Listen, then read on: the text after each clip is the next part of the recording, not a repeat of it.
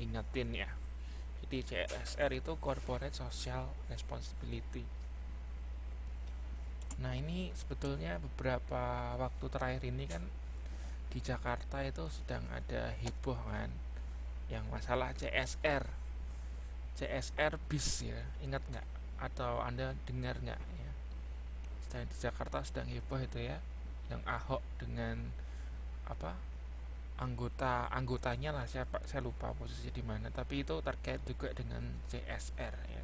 Jadi ada perusahaan ya, perusahaan itu pingin ya, perusahaan itu pingin mendonasikan ya, Transbus gitu, mendonasikan bis kepada pemerintah Jakarta sebagai bentuk dari CSR ya, CSR perusahaan atau Corporate Social Responsibility ini, tapi ditolak ya, ditolak oleh itu ya, bawahannya Ahok gitu ya, dengan alasan bisnya itu tidak sesuai dengan standar karena menggunakan solar gitu ya, jadi ditolak. hmm. Jadi CSR itu sebetulnya terkait dengan uh, apa, kegiatan sosial ya, kegiatan sosial atau donasi perusahaan kepada masyarakat lah, pada sosial. Nah, sebetulnya kalau kita ngomong CSR itu terkait dengan etika pemasaran ya. Nah, kalau kita ngomong etika itu terkait dengan nilai moral ya. Ya, sebetulnya juga tidak ada keharusan kan dari perusahaan untuk untuk memberikan sumbangan itu kan. Nah, tapi karena kita bicara tentang moral, akhirnya ya perusahaan itu memberikan donasi. Nah, kalau kita ngomong tataran mengenai etika atau nilai moral dalam pemasaran itu seperti ini ya, piramida ini ya. Kita lihat piramida di sini. Nah, ada ekonomi ya, tanggung jawab ekonomi, ada tanggung jawab hukum, kemudian ada tanggung jawab etis, dan yang terakhir adalah tanggung jawab filantropik ya. Anda tahu nggak apa arti filantropik?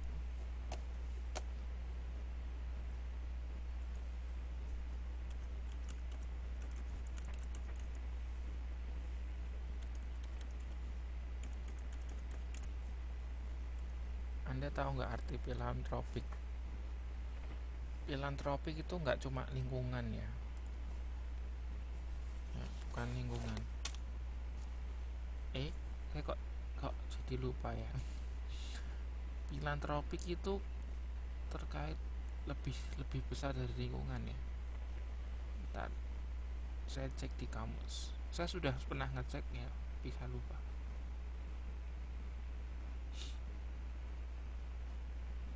Ini sebetulnya itu kok bahasa Inggris kok ya, bahasa Inggris.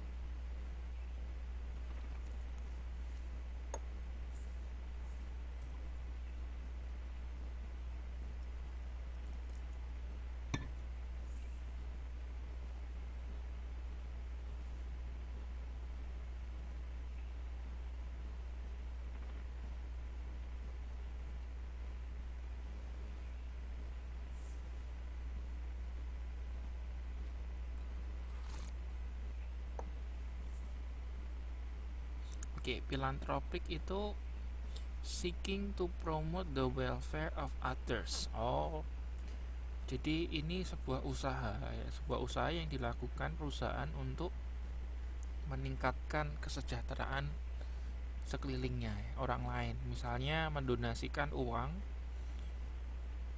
kemudian mendermakan sesuatu. Nah, itu filantropik seperti itu ya. Bukan lingkungan, Mbak ya. Jadi filantropik itu sebuah usaha yang dilakukan oleh perusahaan atau perorangan ya, untuk mewujudkan kesejahteraan di sekitarnya. Oke.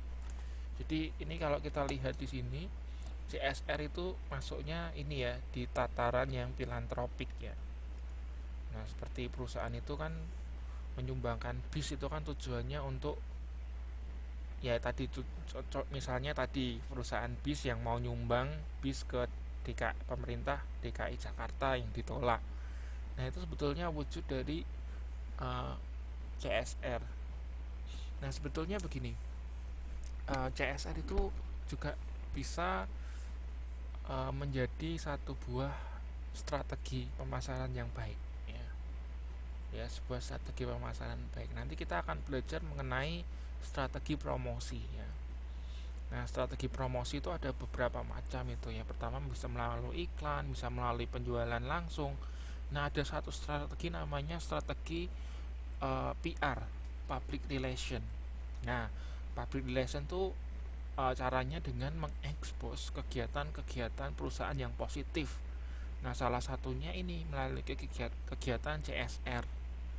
Nah, sebetulnya ini baik juga ya untuk uh, perusahaan, untuk mempromosikan perusahaan. Oh, ini ada pertanyaan lagi sama dari Mbak Yani tentang filantropik. Contohnya tadi apa, Pak? Contohnya ya tadi, contoh realnya perusahaan menyumbang bis untuk pemerintah DKI Jakarta. Nah, itu contoh realnya seperti itu. Terus ada ya memberikan donasi sumbangan, bisa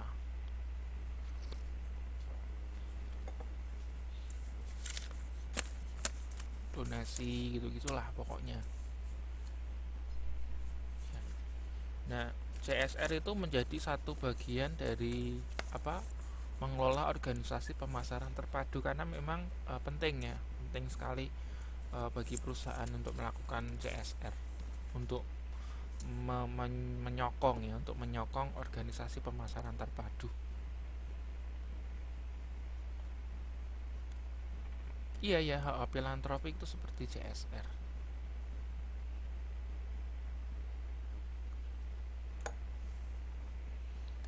Jadi CSR itu sebetulnya berada di tataran yang ini ya, filantropik ini ya. Kalau kita lihat di piramid itu berada di sini ya, di atas ini ya. Oke, berikutnya planning ya. Planning itu terkait dengan bagaimana perusahaan itu mampu menciptakan pengelolaan organisasi yang efektif ya. Nah, kita bisa menggunakan tool ya, atau alat, yaitu kita menggunakan teknologi. Nah, teknologi itu memang canggih sekali ya. Bisa kita gunakan untuk berbagai macam hal. Nah, salah satunya adalah terkait pengelolaan organisasi yang efektif. Oke. Terus kemudian berikutnya yaitu mengenai TQM. Ada yang tahu nggak apa itu TQM?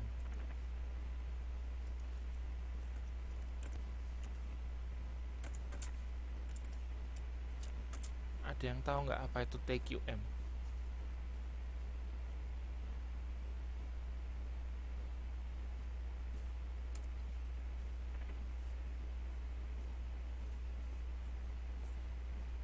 Iya betul, Q-nya itu quality. T-nya apa, Mbak?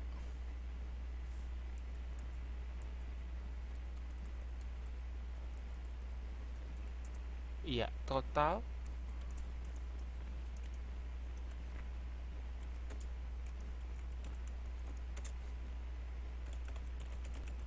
Iya. Jadi total quality management itu suatu manajemen ya. Manajemen bagaimana menciptakan kualitas yang total, yang terbaik dari proses awal sampai penyampaian kepada konsumen. Jadi itu semua ditotal, dijamin kualitas yang terbaik yang diberikan kepada konsumennya. Nah, ini penting juga ya diperhatikan oleh perusahaan untuk menciptakan TQM di organisasi organisasi tersebut ya. Nah, berikutnya yang ketiga adalah feedback. Nah, feedback itu penting juga ya. Feedback itu untuk mengukur kinerja dari perusahaan. Nah, feedback itu terkait dengan marketing audit. Mengaudit itu artinya kita me, me apa memeriksa ya, memeriksa apa yang sudah kita hasilkan ya. Jadi terkait dengan planning itu ada 3 hal. Ada bagaimana mengelola organisasi itu supaya efektif menggunakan teknologi, kemudian TQM ya, mewujudkan TQM, dan yang ketiga adalah melakukan feedback, mencari feedback ya, melalui kegiatan marketing audit. Terus ketiga, implementing. Nah, setelah melakukan perencanaan, hal berikutnya adalah mengimplementasikan ya, organisasi pemasaran terpadu. Ada beberapa elemen ya, ada beberapa elemen penting dalam pengimplementasian ya, di mana elemen-elemen itu saling terkait. Ini Anda bisa perhatikan di box ini ya. Nah, yang menjadi senternya adalah goal shared ya, atau tujuan yang di-sharingkan ya, yang dipahami oleh setiap elemen ya, goal. Kemudian terpadu dengan strategi pemasaran atau 4PS. Kemudian strukturnya juga, kepemimpinan juga penting ya, elemen yang penting juga. Manusia dalam hal ini adalah pekerjanya ya, employee-nya. Kemudian sumber daya dan sistem dari organisasi tersebut. Nah, elemen-elemen ini terpadu satu sama lain ya, terkait satu sama lain, dan terfokus ke goal atau tujuan atau sasaran yang ingin dicapai. Oke. Nah, itu kurang lebih modul 3, 4 dan 9 jelaskan ya mengenai ini ya, kebijakan dan strategi pemasaran dan strategi bisnis. Oke. Sampai di sini ada pertanyaan nggak? Kalau nggak ada, kita akan lanjut ke kuis ya.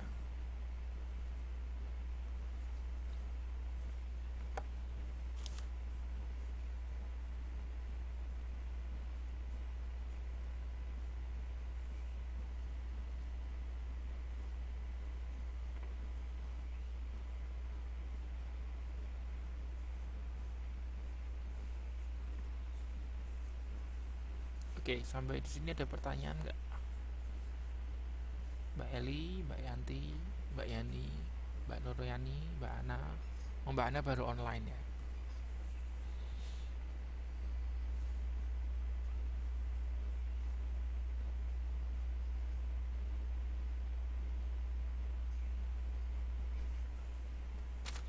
Oke, kalau nggak ada, oke ya. Kalau nggak ada, saya lanjutkan. Jadi ini saya ulangin lagi deh. Malam hari ini kita lakukan kuis. Nah, kuisnya kuis siapa berani. Saya niru dari kuis siapa berani. Nah, kuis siapa berani itu jawabannya itu cuma benar dan salah aja, true or false. Ya, cuma ada 2 jawaban, benar atau salah. Nanti saya akan sampaikan pernyataan ya, sebuah pernyataan. Nanti Anda menentukan itu pernyataannya benar atau salah.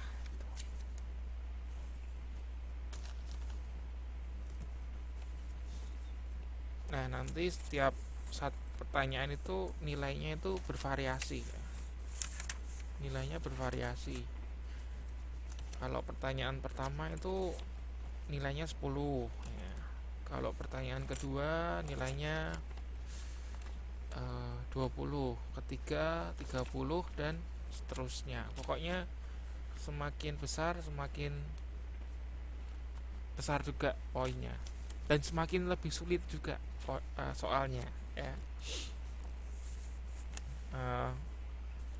Nanti ini saya tunjuk aja ya, atau kalian mau menunjuk diri sendiri. Bentar, saya lagi cari sesuatu.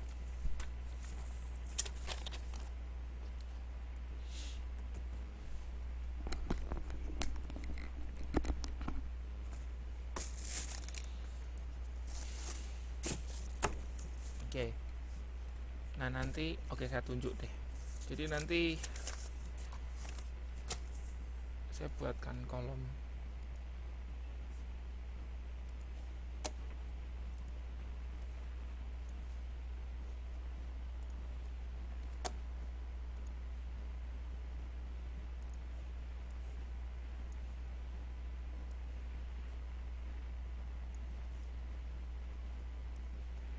Oke.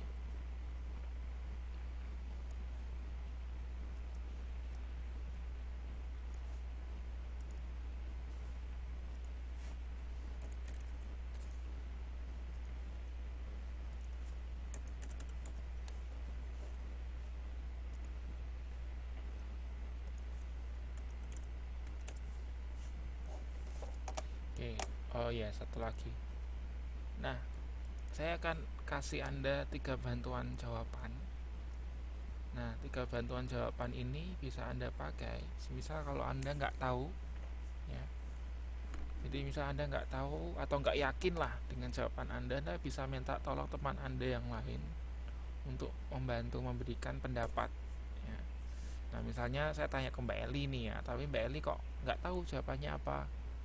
Mbak Eli bisa tunjuk satu temannya untuk memberikan saran, tapi keputusan terakhir jawaban itu tetap di Mbak Eli ya. Apakah mau ngikut temennya atau di pendapatnya sendiri. Oke, saya kasih 3 bantuan uh, jawaban. Oke, ini sifat kuisnya itu tim ya. Jadi Anda semua itu satu tim ya. Nah, goal Anda adalah gimana supaya dapat 500 ya. Oke, Anda dapat 500. Nah, ini kalau skor Anda sudah mencapai 500, saya kasih hadiah ya. Hadiahnya saya nanti nyanyi aja ya. Hadiahnya nanti saya nyanyi aja ya. Oke. Saya sudah siapkan gitar nih ya. Saya siapkan gitar di samping saya. Oke, saya sudah siapkan gitar di samping saya. Tinggal nanti kalau Anda bisa mencapai 500, saya nyanyi ya.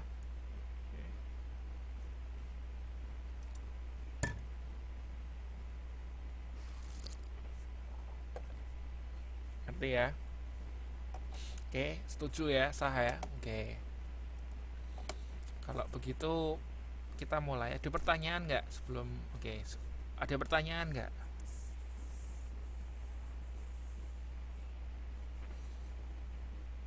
Oh ya, setiap pertanyaan saya kasih waktu Anda 2 menit untuk berpikir. Oh ya, ini sifatnya open book. Jadi silakan Anda kalau mau buka modul nggak masalah, boleh buka modul ya. Pokoknya waktunya 2 menit. Nah, 2 menit itu Anda gunakan sebaik-baiknya untuk menemukan jawaban di modul. Nanti saya bantu deh, saya bantu clue-nya gitu ya. Di modul berapa Anda bisa temukan jawabnya. Oke, kalau nggak ada pertanyaan kita bisa langsungkan kuisnya. Yang pertama saya kasih kesempatan untuk Mbak Eli ya. Mbak Eli di tempat ya. Nanti kalau saya tanya ke Mbak Eli yang lain nggak boleh itu ya, nggak boleh kasih jawabannya kecuali ditunjuk Mbak Eli ya. Oke, siap ya. Pertanyaan pertama. Data yang telah dikumpulkan atau dipublikasikan oleh pihak lain disebut data primer. True or false? Oke, saya ulangi sekali lagi. Data yang telah dikumpulkan atau dipublikasikan oleh pihak lain disebut data primer. True or false?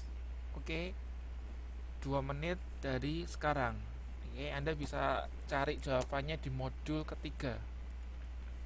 Oke. Ya, jawabannya apa? False, yakin. Yakin false. Kenapa false, Mbak? Kenapa pernyataan ini false? Kenapa pernyataan ini salah? Maksudnya apa nih? True or false? Ya, true itu benar ya. True benar. Benar atau salah? Jawaban Mbak Eli apa nih?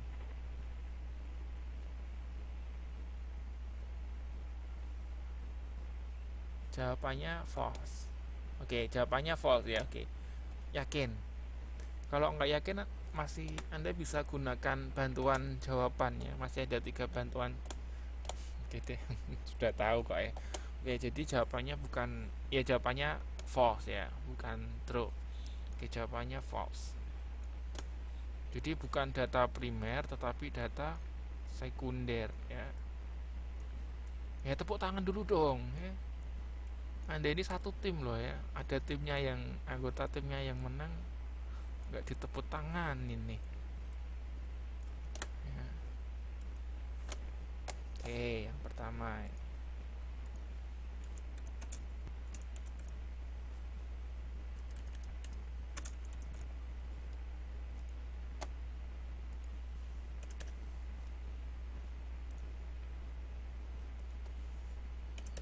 Oke, sip.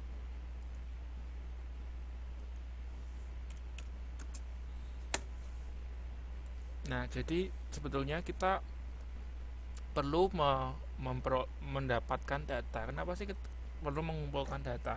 Nah, sebetulnya kenapa sih kita perlu mengumpulkan data?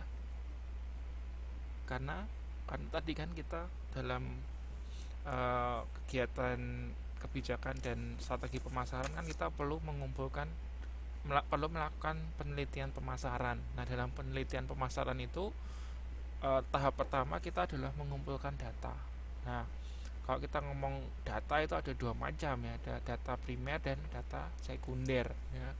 Nah, kalau data yang primer itu artinya data yang langsung kita dapat dari narasumber gitu ya. Nah, sedangkan data yang dikumpulkan oleh pihak lain dan dipublikasikan lalu kita ambil itu bukan data primer tapi namanya data sekunder. Oke, lanjut. Pertanyaan kedua untuk Mbak Yanti. Mbak Yanti ada di tempat nggak?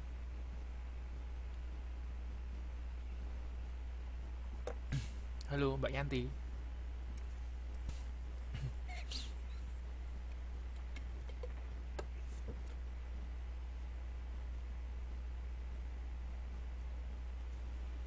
Mbak Yanti ada di tempat nggak? Oke, siap ya Mbak Yanti. Pertanyaan kedua.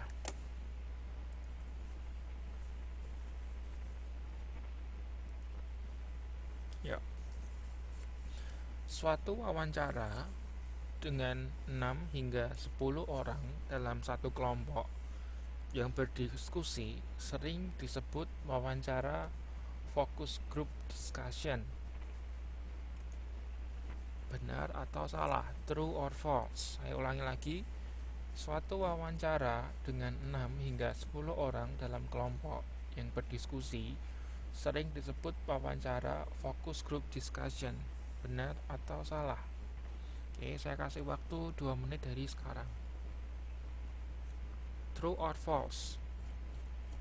2 menit dari sekarang ya. Kalau Anda nggak tahu, Anda bisa tanya ke temannya yang lain. Yakin Anda itu namanya. Yakin itu true. Dipahami loh kalimatnya loh. Siapa tahu ada jebakan di situ. Kalau nggak yakin bisa tanya kok ya, bisa tanya ke teman yang lain.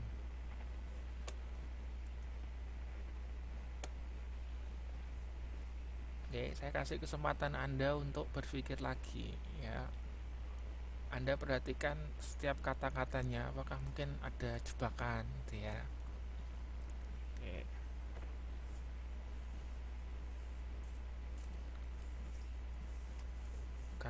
Oke, saya tanya lagi, kalau Anda yakin ya saya kunci jawabannya gitu kan.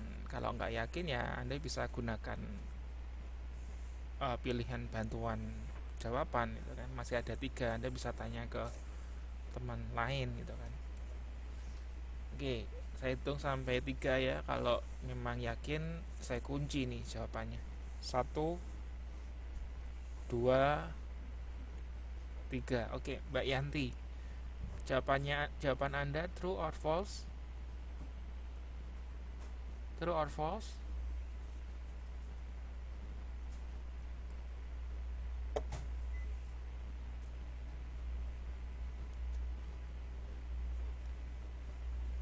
Halo Mbak Yanti. Halo, halo Mbak Yanti.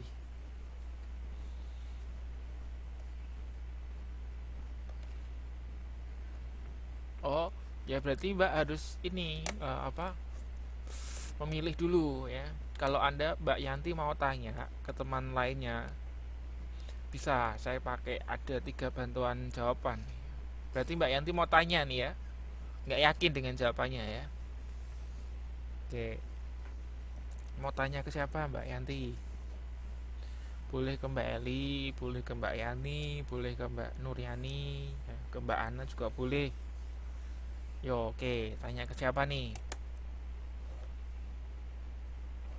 Tanya ke siapa nih? Oke, Mbak Ana ya. Karena sudah digunakan, saya coret nih ya. Saya coret. Wah, oke. Oke, Mbak Ana. Oke, Mbak Ana di mana nih?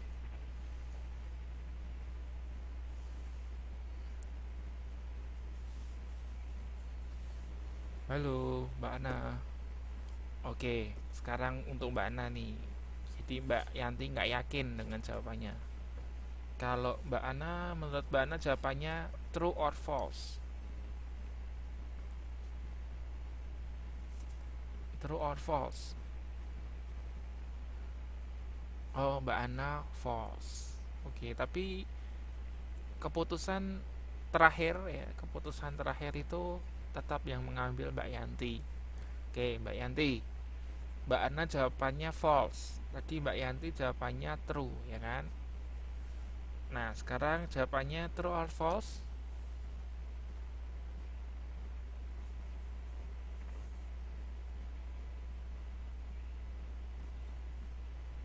Mbak Mbak Yanti mau mengikuti. Oke, tetap true ya, jawabannya true. Oke, kalau yakin saya kunci jawabannya. Oke, hitungan ketiga ya. Satu, dua, tiga. Oke, saya kunci jawabannya true. Iya, jawabannya true. Ya, jadi kalau Anda itu saya jebak itu ya jangan terpengaruh ya. Oke, ya jawabannya true. Jadi focus group discussion itu satu teknik dalam untuk kita apa memperoleh data ya, mengumpulkan data. Ya, di halaman 3.8 itu ada kita mengumpulkan data. Nah, terus dengan cara kita membentuk satu kelompok kecil gitu ya. Biasanya 6 sampai 10 orang. Nah, 6 sampai 10 orang itu berdiskusi. Ya, berdiskusi dan membahas satu fokus fokus satu fokus tertentu gitu ya. Hal tertentu, topik tertentu kita bahas. Nah, biasanya kita singkat FGD ya, FGD FGD. Oke.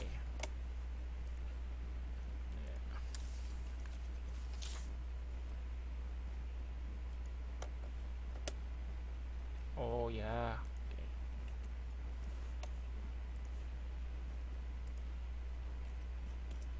Oke, lanjut. Berikutnya pertanyaan ketiga ya. Oke, tepuk tangan dulu silakan. Sebelum ke pertanyaan ketiga, kita mau ada komersial break dulu. Sebentar, saya mau ambil minum ya. Istirahat dulu sebentar.